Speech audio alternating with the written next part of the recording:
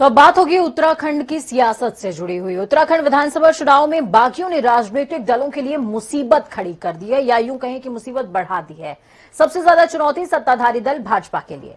प्रदेश में 70 में से 12 सीटों पर भाजपा के बागी मैदान में हैं, तो वहीं 6 सीटों पर बागियों ने कांग्रेस की नींदों को फाख्ता कर रखा है। ऐसे में बागियों ने पहाड़ की सियासत को गरमा दिया। पिछले विधानसभा चुनाव पर अगर आप नजर डालेंगे तो पहले हुए सभी चुनावों के आंकड़े गवाह हैं कि राज्य की सत्ता में एक एक सीट कितना मायने रखती है। इस बार भी नतीजे ऐसे ही रहे और किसी एक दल के पास बहुमत का आंकड़ा पूरा ना होने पर ये बागी हीरो बन सकते हैं। कैसे, देखिए। उत्तराखंड में चुनावी तस्वीर लगभग साफ हो चुकी है। राज्य में नामांकन से लेकर नाम वापसी का समय खत्म हो गया। राज्य की सभी सीटों की तस्वीर अब साफ हो गई है। राज्य की 70 सीटों पर अब नाम वापसी के बाद 632 उम्मीदवार मैदान में हैं। प्रदेश में 14 फरवरी को वोट डाला जाएगा, जिसमें लगभग 82 लाख मतदाता प्रदेश की नई सरकार का गठन करेंगे।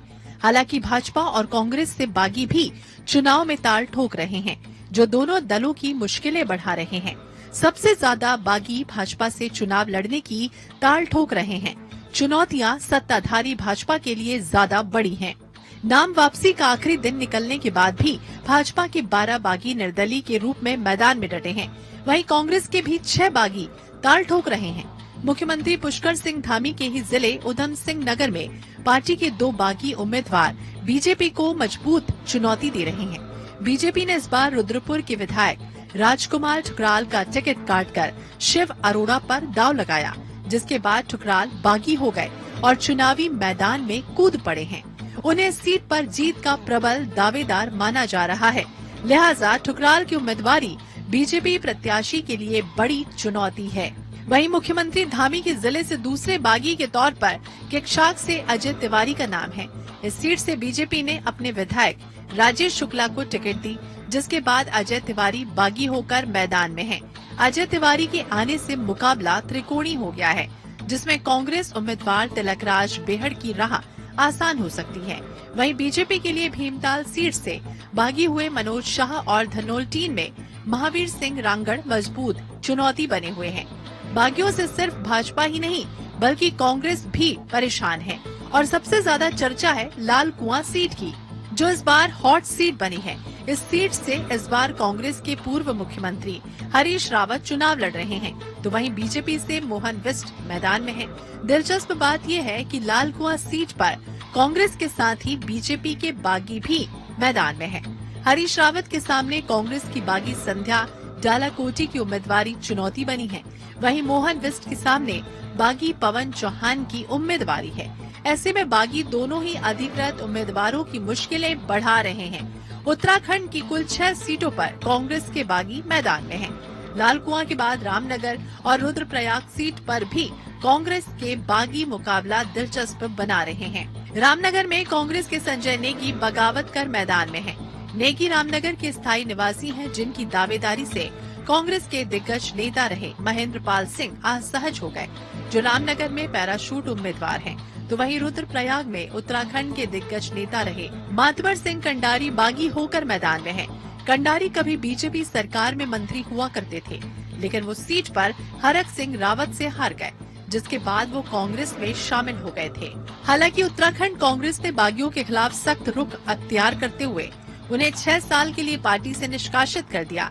इनमें रामनगर विधानसभा सीट से संजय नेगी, लालकुआं विधानसभा सीट से संध्या डालाकोटी, रुद्रप्रयाग विधानसभा सीट से मातबर सिंह कंडारी और यमुनोत्री विधानसभा सीट से संजय डोभाल को कांग्रेस ने 6 साल के लिए पार्टी से बर्खास्त कर दिया है।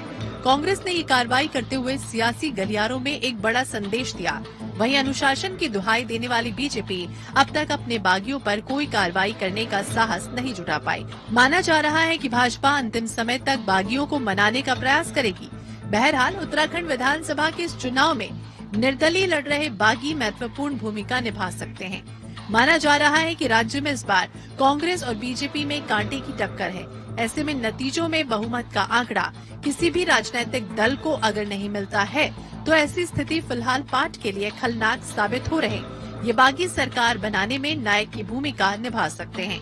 असल में उत्तराखंड के सियासी इतिहास को देखें तो साल 2007 और 2012 में सरकार बनाने के लिए दलों को बाहर से समर्थन लेना पड़ा था। 2007 में बीजेपी एक सीट से बहुमत से पीछे थी। ऐसे में भुवन चंद्र खंडूरी के लिए यूकेडी तारणहार बनी थी। अब 2012 में कांग्रेस को 32 और बीजेपी को 31 सीटें मिली थी। ऐसे में कांग्रेस के लिए बसपा के विधायक तारणहार बने थे, लेकिन 2022 का समीकरण बदल चुका है। राज्य में बसपा के साथ ही यूकेडी का जनाधार कम हुआ, लेकिन आम आदमी पार्टी ने राज्य में अपनी मजबूत उपस्थिति दर्ज कराई है। मैदानी सीटों पर आप कुछ सीटों पर जीत दर्ज कर सकती है, तो कई सीट पर भाजपा और कांग्रेस का गणित बिगाड़ सकती है। जाहिर इस पर परिस्थितियों में उत्तराखंड में सत्ता की जंग बेहद दिलचस्प है और कांटे की टक्कर के बीच 10 मार्च को जब नतीजे आएंगे तो पता चलेगा कि बागियों ने किस पार्टी को कितना नुकसान पहुंचाया और बहुमत का आंकड़ा किसी एक पार्टी के पक्ष में नहीं गया तो आंकड़ा जुटाने में निर्दलीय चुनाव जीतने वाले उम्मीदवार निर्णायक हो सकते हैं। Bureau report.